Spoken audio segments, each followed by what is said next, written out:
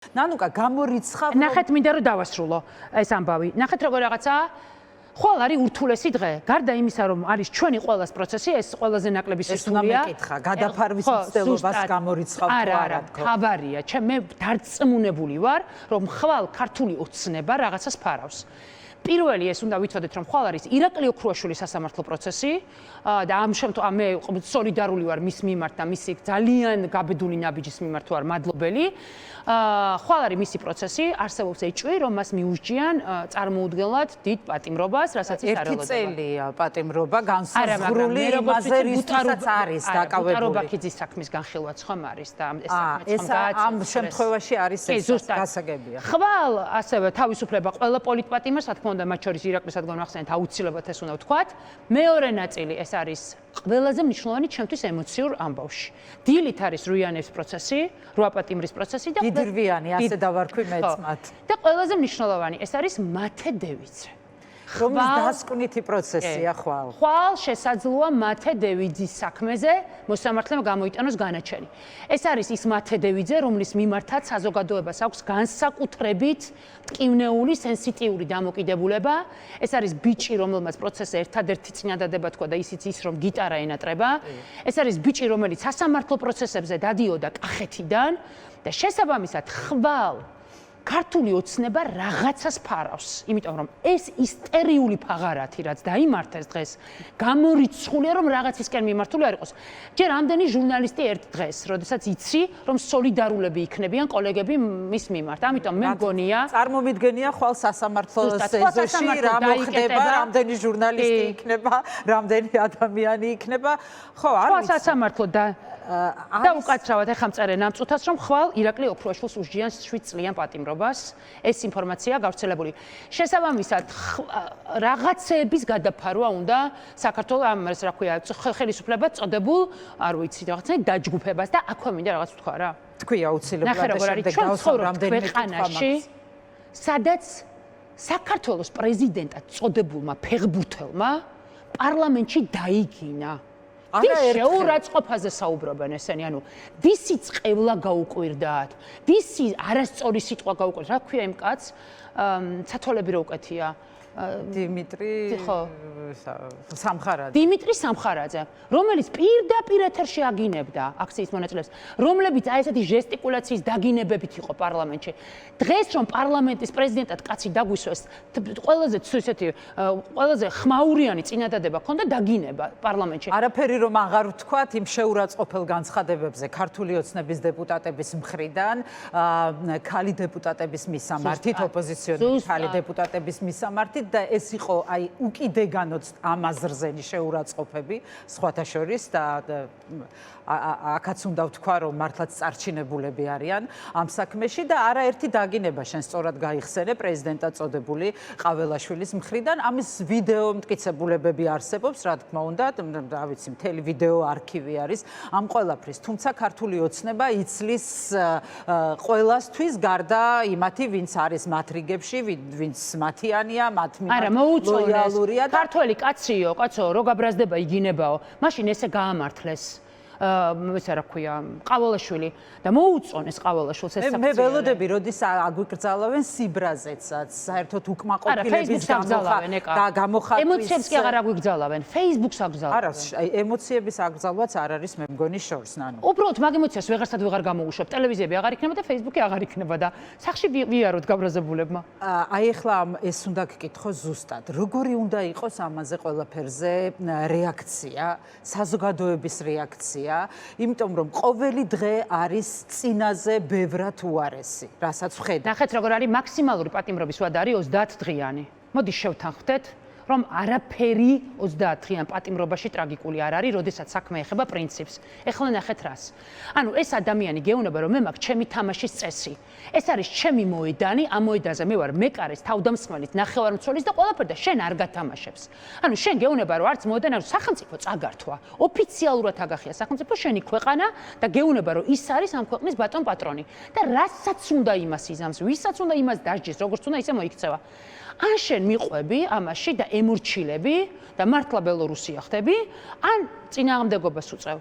ანუ მე თუ მარიამ ლაშხის ქმედება, როგორ შეიძლება ქალი დეპუტატი საუბრობდეს, ან კაცი, ამ მნიშვნელობა გენდერს არ არის სწორი გენდერზე ხაზგასმა ამ შემთხვევაში, საუბრობდეს იმაზე, რომ deep state-ის ხმები ესმის და საუბრობდეს მასონების ხმები ესმის მარიამ ლაშხის ხალხნო და მე რო ეხლა ვთქვა რომ მარიამ ლაშხის გონებრივ შესაძლებლობებზე არა საკმარისი წარმოდგენა მაქვს, ანუ ამის გამო უნდა დავაპატიმრონ, ანუ ქალი ამბობს რომ deep state-ი პირდაპირ ხაზია მასთან და მასონებს ესაუბრება. კი, და ამას ყველაფერს ძალიან სერიოზულად ამბობს, ძალიან თავმომწონეთ სხვათა შორის, მაგრამ ეს კიდევ ერთი საკითხია, არის კიდევ ერთი მომენტი ამ ყველაფერში, პროტესტის ჩახშობა და საზოგადოებაზე წნეხი აი ამ ფორმით, რა ფორმებსაც მიმართავს ქართული ოცნება და ეს არ არის პირველი შემთხვევა, ხო, მათ ყველაფერი სცადეს, აი რომ მოუყვეთ ახლა ქრონოლოგიურად ცემა, დასახიჩრება, ზარები, ადამიანების გატაცება, ყველაფერი სცადეს აბსოლუტურად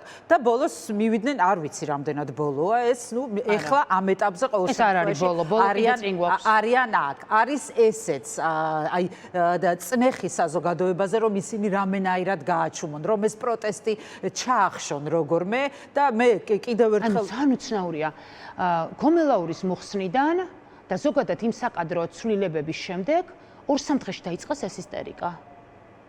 აი რა ზოგადად იმ მოსაზრებასთან დაკავშირებით ხო არსებობს ესეთი კონსპირაციული თეორია, რომ ბიძინა რაღაცა ყველაზე შავი სამუშაოსთვის იმეტებს ისეთ ადამიანებს, რომლის მიმართაც სენტიმენტი არ აქვს. მე მგონი მართლა მანდ მივდივართ, იცი რომ დანიშნა ისეთი კადრები, რომელთა მიმართაც სენტიმენტი არ აქვს, მარტივად მოიშორებს, მე ანუ შავს სამუშაოს ახლა ამათ გააკეთებინებს და მარტივად გაწევს გვერდზე რა, იმიტომ რომ დარწმუნებული ვარ, რომ გომელაურის მიმართ მას სენტიმენტი აქვს, იგივე თუნდაც სუსის ხელმძღვანელი რო იყო, იმის მიმართაც რაღაცა პერსონალური აქვს და ეხლა მე მგონი ამათ ისეთ სიგიჟებს აკეთებინებს, რომ ეხლა გამორიცხულია, ხო, ეს რას აჩვენებს, მოდი ესეც ვუთხრათ მაყურებელს, აი რას აჩვენებს ეს ყველაფერი, როგორ მდგომარეობაშია ქართული ოცნება, რომელიც ამბობს, რომ მათზე სანქციები არ მოქმედებს, რომელიც ამბობს რომ და რეზოლუციას და ნებისმიერ კრიტიკას და ჩვენი საერთაშორისო პარტნიორების მხრიდან გამოთქმულს ჩალის ფასი აქვს, რომ მათთვის პატივია თურმე სანქცია, თუმცა თეაწულუკიანმა გათქვა რეალურად გუშინ იყო ზუსტად ლევან იოსელიანის მოსმენა იქ და იქ გათქვა მათი ტკივილი და მათი რეალური დამოკიდებულება სანქციების მიმართ ძალიან გაბრაზებული ამბობდა, რომ როგორ შეიძლება რომ აი ოჯახის წევრებსო გადაადგილების გადაადგილება შეუზღუდესო. რეალურად ეს არის, მაგრამ მოდი შევაფასოთ ესეც. აი რას აჩვენებს რეალურად? მათ სიძლიერეს, სიმყარეს აჩვენებს ეს ყველაფერი. თუ რას აჩვენებს? რომელი ხელისუფლება იბარებს 15 ჟურნალისტს ერთ დღეს. ხელისუფლება რომელიც არის ისტერიკაში. უბრალოდ ეხლა ნახეთ რა არის ამ ისტერიკას რა ქვია, ამას ვერ ხვდები. რა არის ეს ისტერიკა? ამ სახელს ჩვენ ხვალ დავარქმევთ ამას, იმიტომ რომ ხვალ ჩვენ მივხვდებით ზუსტად ჟურნალისტები ყველა, იმიტომ ჩვენ დღესაც ხვდებით. რა განაჩენებს გამოგვიტანენ? არა, განაჩენების გამოტანის მიღმა დარწმუნებული ვარ პატიმრობას მოითხოვს შინაგან საქმეთა სამინისტრო, მე მოსამართლე წავა და მოიფიქრებს და იქნება ამ ფინანსური ჯარიმა, ანს რაღაცა, უბრალოდ მე მართლა მაინტერესებს გულწრფელად ქალბატონო მარიამ მარტის მერე დღეს თავი შეურაცხყოფილად როგორ იქცევით, ანუ ამდენი ხნის განმავლობაში არ იყავით შეურაცხყოფილი ჩვენი არც ვიცი რა დავწერა თქვენზე, მაგრამ რაც არ უნდა დამეწერა, ანუ ეს ხო და თან ყველა ერთად შეურაცხყოფილი, ანუ მამუკა მდინარეს დღეს გახდა შეურაცხყოფილი თებერვლის სტატუსზე, ლაშხიც დღეს გახდა შეურაცხყოფილი აღმოაჩინეს, ანუ ფაქტია რომ ეს რაღაც პროცესი ხდება, ეხლა რომელსაც ამ წუთას ვერ ვეწევით, ვერ ვხსნით, მე ვარ დარწმუნებული, რომ ხვალ ხდება მათე დევიძის სასამართლო პროცესი, მე ესე ვიძნობ დღეს, იმიტომ რომ მათე დევიძის განაჩენი მოდით ვთქვათ გულწრფელად, რომ ამ ქვეყანაში ჩატარებული ბოლო კვლევების მიხედვით, რომელი კვლევებიც ქართული ოცნებისთვისაც ხელმისაწვდომია, ქართული ოცნების ამომრჩეველიც კი ამბობს ის, რომ საპატიმროში ის ახალგაზრდა ბავშვები არ მოსწონს. არ მოსწონს 75% ამბობს, რომ გაანთავისუფლეთ ის ბავშვები, რომლებიც არიან ციხეში. და იმ ბავშვებში ერთ-ერთი გამორჩეული ბრჭყვიალა ვარსკვლავი არის მათე დევიძე. შესაბამისად, ხვალ მათე დევიძის ბებო, დედა ემიგრაციაში, მისი დარ, ჩემი საყვარელი, რომელიც აი ძალიან ემოციურია. ის ადამიანები, სტუდენტები, რომლებიც იქ იქნებიან. მე დარწმუნებული ვარ, რომ ხვალ იქნება ძალიან ემოციური სცენა მათე დევიძის განაჩენი და თუ ეს განაჩენი ხვალ დგება, მაშინ გასაგებია რისი გადაფარვა, იმიტომ რომ დარწმუნებული ვარ, რომ ქართულ ოცნებას გონიათ, რომ ხვალ ჩვენზე უფრო მეც ისაუბრებენ და არა, ხვალ ყველა ტელევიზია მაინც მათე დევიძეზე უფრო მეც. ვიდრე ეთერში შემოვიდოდი და ვაგროვებდი ადამიანებს, ვინც ამ ყველაფერზე ისაუბრებდა, ცხადია პირველ რიგში მეც და პროდიუსერსაც ვთხოვე, ვუკავშირდებოდით ყველა იმათ, ვისი სახელები და გვარებიც არის ჩამოთვლილი და ვისი სტატუსისად ვიცოდით, რომ დაბარებულია. მათ შორის მე ვუთხარი კიდეც მაყურებელს, მათ შორის არის გიორგი ქადაგიძე, რომელსაც რომ მივწერე და რომ დავურეკე, ეხლა მომწერა პასუხი და ამ წუთში მაგიტო ვიყურებოდი ტელეფონში. მე არაფერი ვიცი ამის შესახებ და საიდან უნდა გავიგო. ანუ ისიც ჩემს მდგომარეობაშია, ხო, როგორც ანუ არიან ადამიანები, ხო, არ ვიცი. სამართლებრივად რა შეგვიძლია დაუბარებთ? საინტერესოა.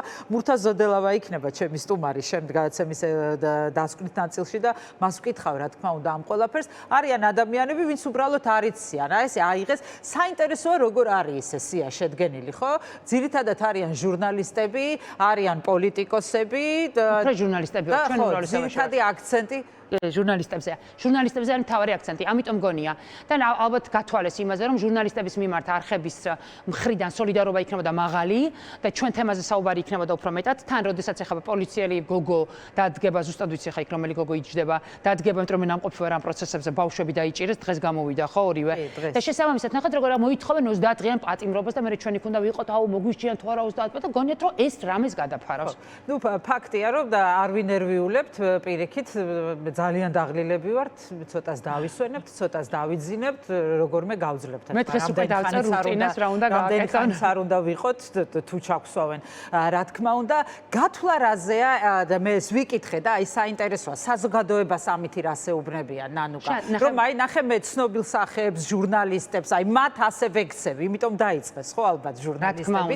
მათ ასე ვექცევი და წარმოიდგინე რას გიზავ შენ. ანუ გაჩუმება არის ალბათ მაინც მთავარი და აი ამ პროტესტის ჩაკლა და ზოგადად საერთოდ არ უნდა ჟღერდეს არაფერი, რაც უკმაყოფილებასთან, კრიტიკასთან და ბრასთან არის ასოცირებული. ეს არის ქართული ოცნების სავარაუდოდ მეთანხმები თუ არა. და ცოტა კი ზუსტად და თან ცოტა ხნის წინ იყო რაღაცანი მოსაზრება იმასთან დაკავშირებით, რომ მათ ეს აწუხებთ.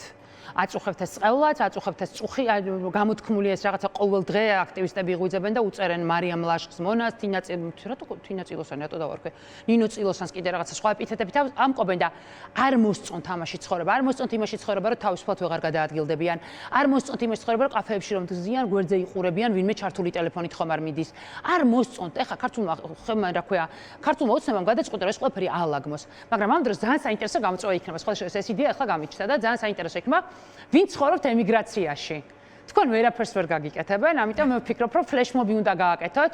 ემიგრანტებო, ვინც ოპოზიციურად განწყობილები ხართ, გააკეთოთ ფლეშმობი და ყველა იმ სიტყვისთვის და იმ წინადადებისთვის, რისთვისაც ხვალ მოგვიჟიანან და გვაჯარიმებენ, ფლეშმობი გააკეთეთ და ყველამ დაწერეთ ყოველ დღე ზუსტად იგივე წინადადება, რომ ხელისუფლებამ ნახოს, რომ და თან არსებობს ქართული ენა, როგორი საოცარი ენაა. ჩვენ მოვიფიქრებთ რამე სხვა გადანაწილებას და გადალაგებას ისე რომ ისიც აუცილებლად დისკომფორტ შეგვიძლია. აქამდე ხო წყევლაც არ იცოდნენ, მაგრამ წყევლით შეწუხდნენ და შეიძლება სხვა რაღაცების მოფიქრება. რაღაცებს მოვიფიქრებთ, რა თქმა უნდა, ფანტაზია. გეთანხმები ეკა სრულად, რომ მათი ამბავი არის ის, რომ ჩვენი ამბავი მარტივად გავრცელდება, ჩვენ ამბავს მარტივად გაიგებს საზოგადოება და განცდა იმისა, რომ აი ამ ხალხს თუ ასე ექცევიან ერთი სტატუსის გამო, ჩვენ რას გვიზამენ და ამიტომ ეს არის, რომ აქციის რაღაცა საპროტესტო ეს მუხტი, რომელიც Facebook-ზე ძალიან მწვავეა, სოციალმედიაში დამუწვავია, გადაგრიხონ რა. კი. ნუ ნიღბების აკრძალვა და რაღაც საბურავების აკრძალვა ამითი დაიწყეს და ბოლოს მივიდნენ იქამდე რომ სიტყვისა და გამოხატვის აი ასეთ დონეზე შეზღუდვა მართლა წარმოუდგენელია.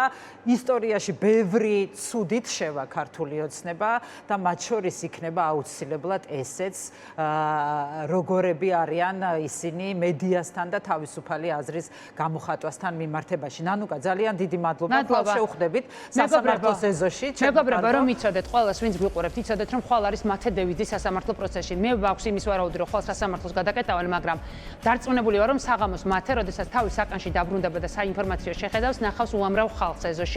ამიტომ ხვალ ყველას გელოდებით მათე დევიძის სასამართლო პროცესზე, რომ გარეთ ძალიან ბევრი გულშემატკივარი გნახონ 4 საათზე. საქალაქო სასამართლოსთან ყველა ვიკრიბებით მათე დევიძისთვის.